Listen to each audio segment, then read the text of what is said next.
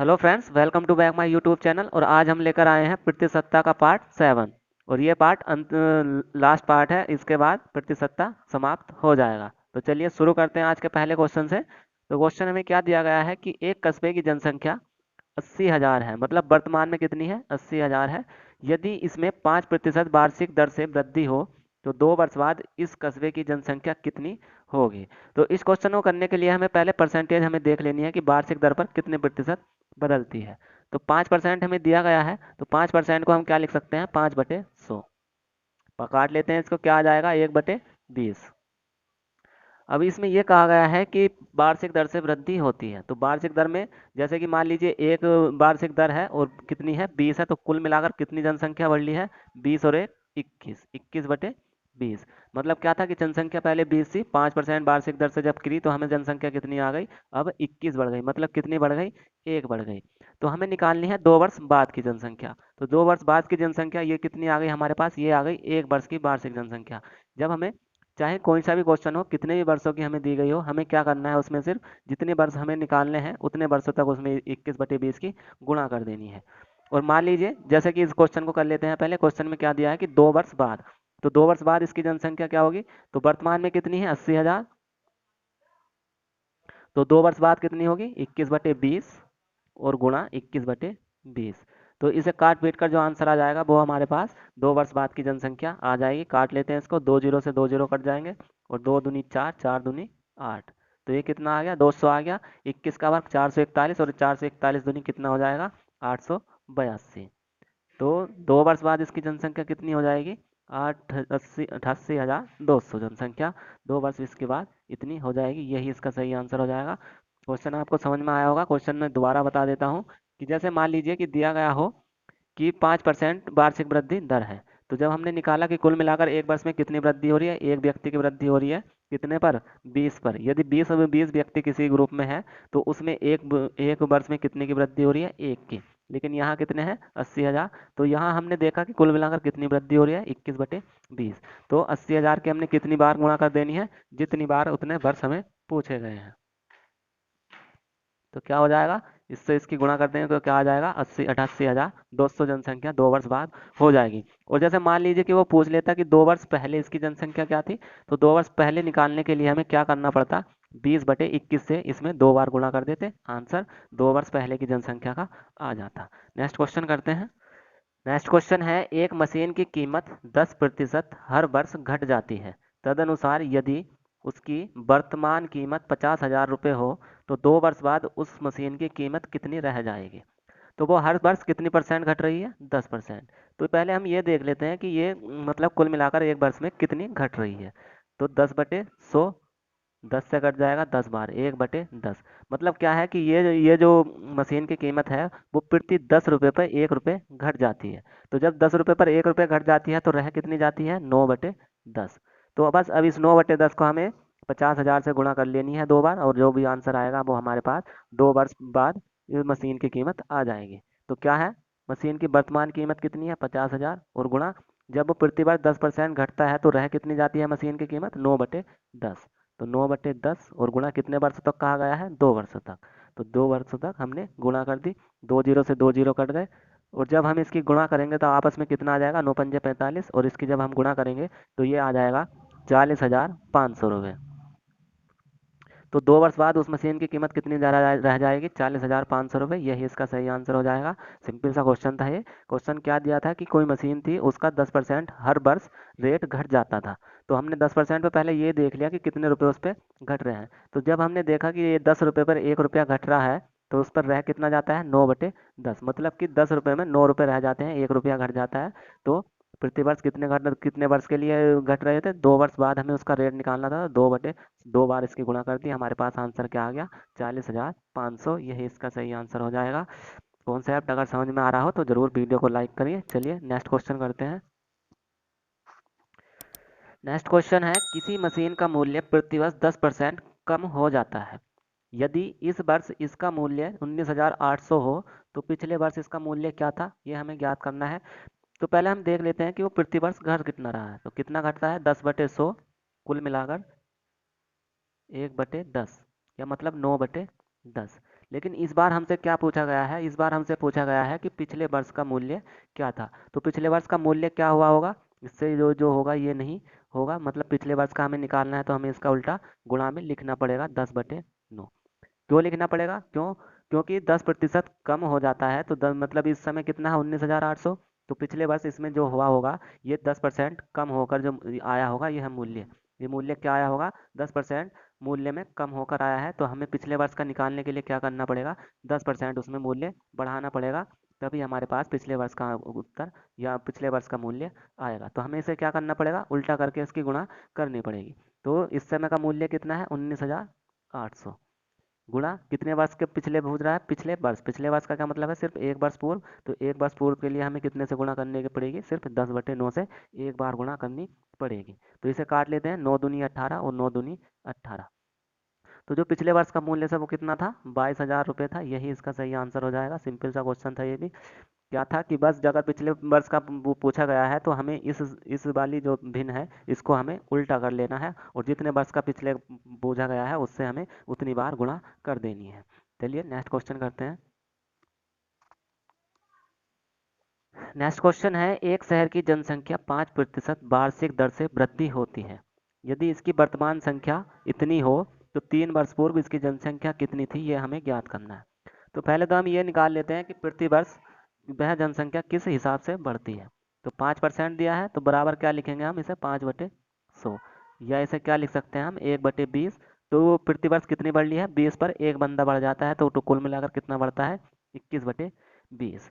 लेकिन हमें निकालनी है 3 वर्ष पूर्व की जनसंख्या। तो पूर्व की जनसंख्या निकालने के लिए हमें इसे क्या करना पड़ेगा, उल्टा करना पड़ेगा, मतलब 20/21 से हमें इसे गुणा करनी पड़ेगी। यदि ये माप पूछता कि 3 वर्ष बाद की जनसंख्या क्या थी, तो उसके लिए हमें क्या करना पड़ता है, इसमें 21/20 से 3 बार गुणा करनी पड़ती। लेकिन ये पूछ रहा है 3 वर्ष पूर्व की।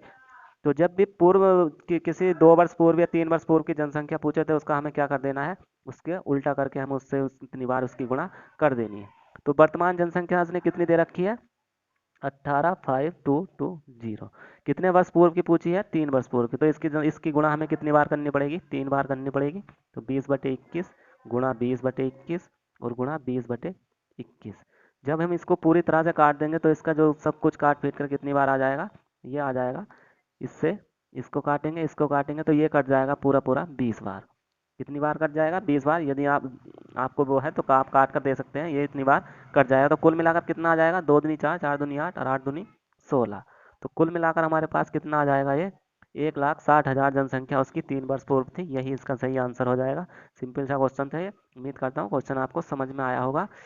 क्यों, यदि मान लीजिए कि 3 वर्ष पूर्व की जनसंख्या हमसे पूछी गई है तो उसमें हमें वृद्धि कितनी हो रही थी, एक 20 पर एक बंदे की, तो कुल मिलाकर कितने की वृद्धि हो रही थी, 21/20 की। लेकिन हमसे पूछा गया था 3 वर्ष पूर्व। तो 3 वर्ष पूर्व जो जनसंख्या होगी वो कितनी होगी, इससे कम होगी। क्यों होगी, क्योंकि 3 वर्ष पूर्व कम थी जनसंख्या, क्योंकि 5% वार्षिक दर से वृद्धि हो रही है तो प्रतिवर्ष बढ़ी होगी। तो 3 वर्ष पूर्व की निकालने के लिए हमें क्या करना पड़ेगा, इस 20/21, इसे 21/20 को हमें उल्टा लिखना पड़ेगा, 20/21 करना पड़ेगा। और जितने वर्ष पूर्व की हमें जनसंख्या निकालनी है हमें उससे उस संख्या में उसे उतनी बार गुणा कर देनी है। जो भी काट पीट कर आएगा हमारा आंसर आ जाएगा।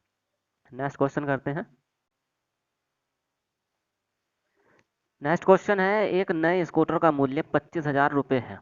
प्रत्येक वर्ष के अंत में इसका मूल्य उस वर्ष के आरंभ के मूल्य का 80% रह जाता है। तो 3 वर्ष बाद स्कूटर का मूल्य कितना होगा। क्वेश्चन बहुत ही सिंपल सा क्वेश्चन है, पिछले क्वेश्चन की तरह ही, बस इसमें क्या दिया गया है कि 80% रह जाता है। यदि हम देखें जब 80% वो रह जाता है तो कुल मिलाकर घट कितना जाता है। जब 100% में से हम 80% घटा देंगे तो कितना आ जाएगा, 20%। तो ये जो 20% है वो एक एक मतलब प्रति वर्ष कितना घट जाता है, 20% घट जाता है। अब हम यहाँ से इसका मतलब भिन्न में बदल लेते हैं या इसे नॉर्मल फॉर्म में हम लिख लेते हैं।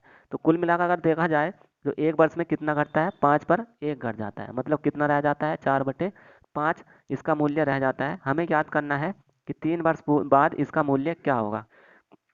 जब प्रति वर्ष 5 में से 4 रह जाता है, मतलब एक कम हो जाता है, तो 3 वर्ष बाद कितना हो जाएगा, 3 वर्ष बाद हमें इसकी गुणा 3 बार कर लेनी है। तो क्या दिया है, 25,000 गुणा 4/5 गुणा 4/5 और गुणा 4/5।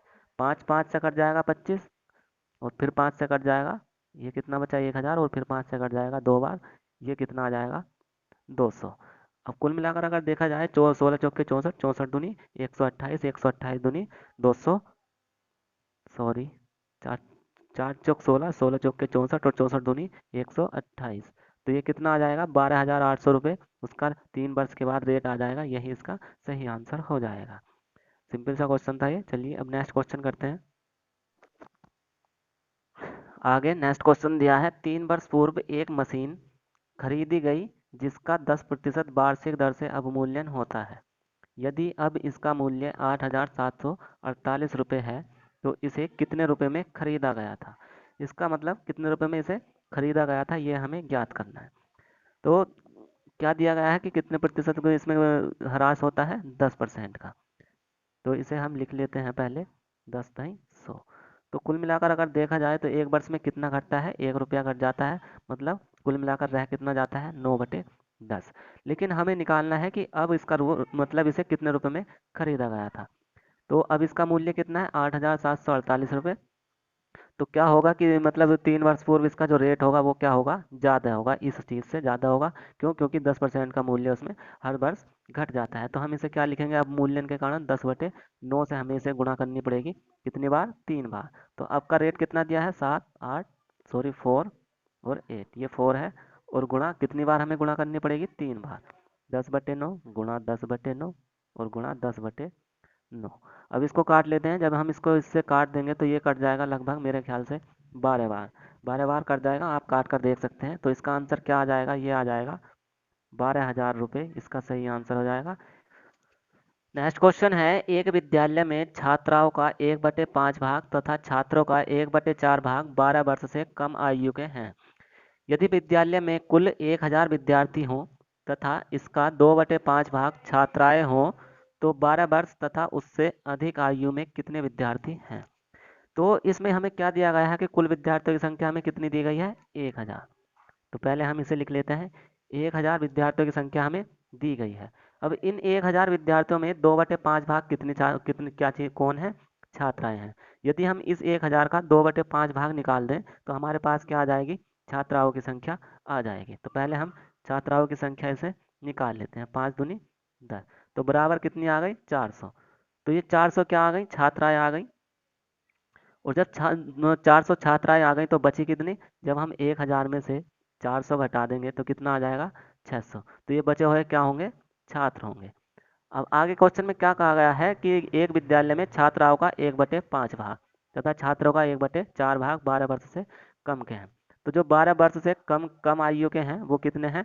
कितना दिया है कि छात्राओं का 1/5। छात्राएं कितनी है? 40, 400, 400 का 1/5 और प्लस छात्र कितने हैं? छात्रों का 1/4 भाग। तो छात्र कितने हैं? 600 और इनका 1/4। तो इसे काट देते हैं। 5 अट्ठे 40, 80 और 15 चौके 60। मतलब 15, सॉरी 4 एकम 4 और 2 मतलब 150। तो कुल मिलाकर अगर हम देखें तो कुल मिलाकर जो 12 वर्ष से कम आयु के हैं वो कितने हैं? 15 और 8 230 छात्र। तो 230 छात्र जब 12 वर्ष से कम आयु के हैं तो हमें निकालना है 12 वर्ष या उससे अधिक आयु के कितने प्रतिशत विद्यार्थी हैं। तो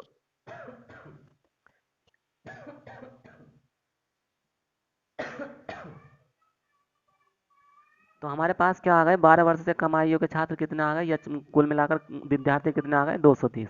यदि हम यहाँ से 1,000 में से इनको घटा दें तो हमारे पास क्या आ जाएंगे? 12 वर्ष या उससे अधिक के छात्र हमारे पास आ जाएंगे।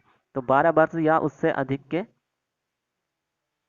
विद्यार्थियों की संख्या कितनी हो जाएगी? 1,000 माइनस 230। तो बराबर कितनी आ गई? 770। तो ये जो विद्यार्थी आ गए हमारे पास, ये कौन से आ गए? ये वो विद्यार्थी आ गए जो 12 वर्ष के हैं या उससे अधिक आयु के हैं। अब हमें निकालने हैं इनके प्रतिशतता, मतलब परसेंटेज, कि ये कुल मिलाकर 1,000 में से कितने प्रतिशत है। तो कितने प्रतिशत है? सीधे सीधे हम निकाल लेते हैं। 770 बटे कुल संख्या कितनी है? 1,000 और गुणा प्रतिशत बनाने के लिए 100 से गुणा। 2 जीरो से 2 जीरो कट जाएंगे, 1 जीरो से यहाँ 1 जीरो। तो ये बराबर कितना आ जाएगा? 77%। तो 12 वर्ष से जो अधिक आयु के छात्र वो विद्यार्थी हैं वो कितने हैं? 77% है। यही इसका सही आंसर हो जाएगा। इस क्वेश्चन को दोबारा देख लेते हैं। इंपॉर्टेंट क्वेश्चन है, परीक्षाओं में पूछ लिया जाता है। तो क्वेश्चन क्या दिया था कि एक विद्यालय में छात्राओं का 1/5 भाग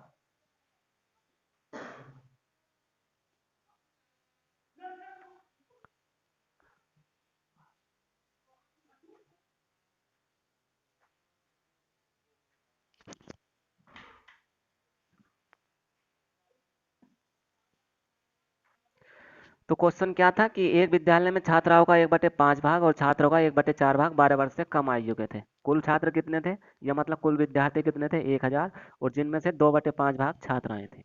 तो जब हमने 1000 का मतलब 2/5 भाग निकाल लिया तो हमारे पास क्या आ गई, छात्राएं आ गई कि उस विद्यालय में कितनी छात्राएं हैं, 400 छात्राएं हैं। जब 1000 विद्यार्थियों में से 400 छात्राएं हैं तो उसमें से छात्र कितने होंगे, 600 होंगे। तो जब 600 होंगे तो अब आगे क्वेश्चन में ये कहा गया है कि 12 वर्ष से कम आयु के कितने हैं, छात्राओं का 1/5 और छात्रों का 1/4। तो पहले हमने निकाल लिया कि 12 वर्ष से कम आयु के कितने छात्र और छात्राएं हैं।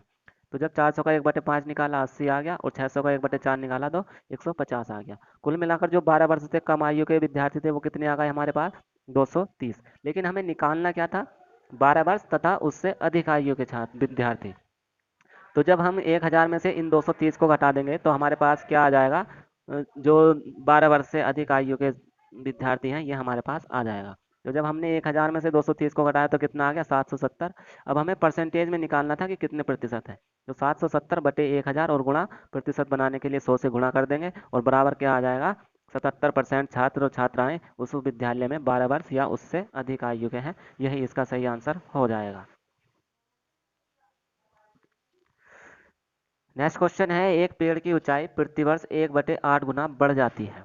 यदि उसकी ऊंचाई 64 मीटर हो तो 2 वर्ष बाद उसकी ऊंचाई कितनी होगी, ये हमें ज्ञात करना है। तो क्वेश्चन में क्या दिया गया है कि 1/8 गुना बढ़ जाती है प्रतिवर्ष। यदि हम सही करके मतलब देखें कि 1/8 गुना बढ़ लिया तो बढ़कर कितनी हो जाती है, 9/8 हो जाती है। क्यों, क्योंकि बढ़ रही है। तो 8 में हम 1 जोड़ेंगे तो कितना आ जाएगा, 9/8। अब हमें निकालनी है 2 वर्ष बाद इसकी ऊंचाई कितनी होगी। तो वर्तमान में इसकी ऊंचाई कितनी है, 64 है। तो 2 वर्ष बाद हमें निकालने के लिए इस 9/2 8 के क्या बार गुणा करनी पड़ेगी, 2 बार गुणा करनी पड़ेगी। तो 9/8 गुणा 9/8, 8 × 8 = 64, कट जाएगा तो 9×9 = 81 मीटर। तो 2 वर्ष बाद जो उसकी ऊंचाई होगी वो कितनी होगी, 81 मीटर होगी। यही इसका सही आंसर हो जाएगा। यदि आपको हमारी वीडियो और कॉन्सेप्ट समझ में आया हो तो प्लीज़ वीडियो को लाइक करें और हमारे चैनल को भी ज़रूर सब्सक्राइब करें। धन्यवाद।